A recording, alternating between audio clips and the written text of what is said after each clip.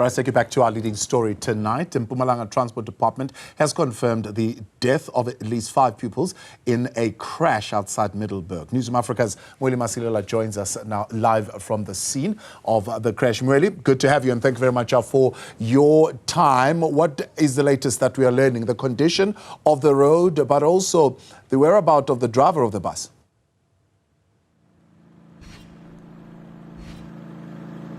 What I can tell you is that at this present moment, the information hasn't changed much because what we know is that at least 5 learners have passed on after being involved in this particular incident that involves a train as well as a school bus. And from the side of the Department of Community Safety, Security and Liaison, they're saying that people who were traveling in this bus were about 30, in the school bus were about 30, and there are those who sustained serious injuries and they are receiving treatment in hospital. Earlier on, you were speaking also to the MEC for Transport in Mpumalanga, that is Tulasiza Tomo, actually saying that they will have that preliminary report at around 12 midnight because they've sent teams on the ground to sort of investigate in terms of what's happened. My colleague Jabulo will show you that there's now a few people that are visible at the scene. There's police officers that are still here and also some members of the community, which include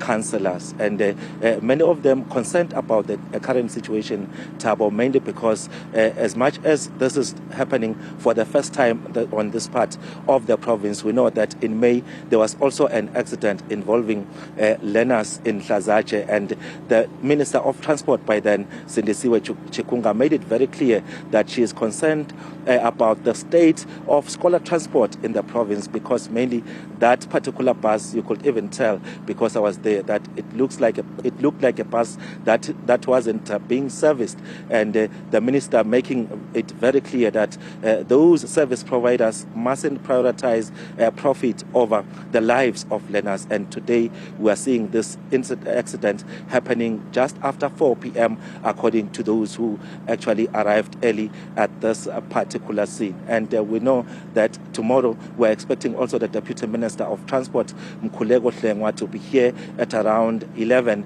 a.m. to also have some first-hand information in terms of what transpired. And in terms of this particular accident, you can tell that this is a level crossing, and a driver that is normally used to this particular route will know that some of the trains that are using this railway line will come at this particular point in time, and that is what community members are raising, that this is something that could have been avoided. Even if you look at the statement that was provided by the Department of Community Safety in the province, they are saying that the driver tried to cross the railway line at a time when the train was very close. And we don't know at this stage, as the MEC of Public Works and Transport in the province did say that they don't want to speculate at the present moment. They will rely on the team that has been sent on the ground as to what transpired. But what you are seeing now, you can't get the view of the bus because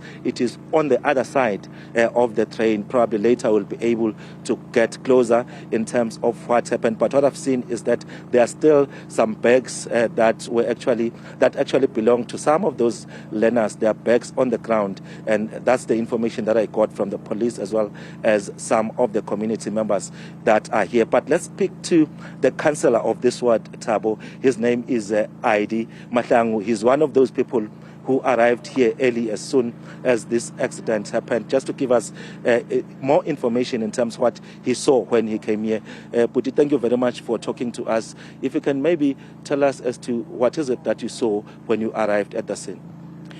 Thank you very much, Mweli.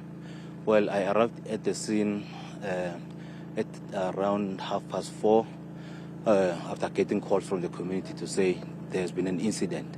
When I arrived here, there were many kids lying scattered around, and already the community was busy coming to check on their kids. We then called for emergency help, which really arrived swiftly from the local mines, the ambulance, and also from the Department of Health.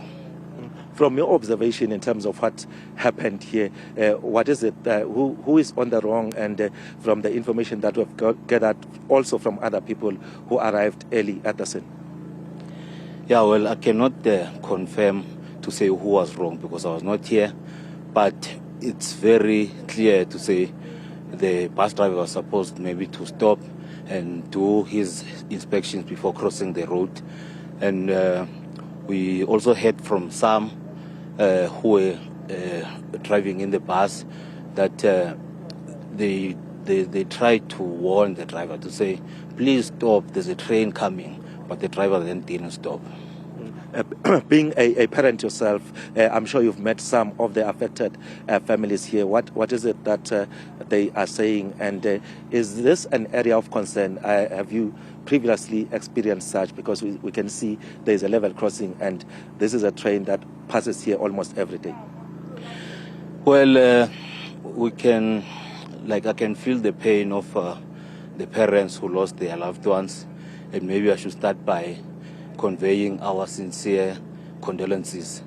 As Ward 7, we are really with them. We are going to keep them in our prayers during these trying times. We really say, and then yes, this is really an area of concern.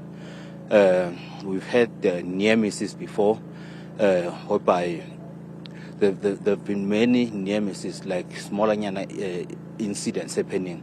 So it's not a surprise or by surprise that today we are faced with this calamity. But then again, we've also tried to remedy the situation because there's now a road, an access road that needs to be built to this near Sekululwe village.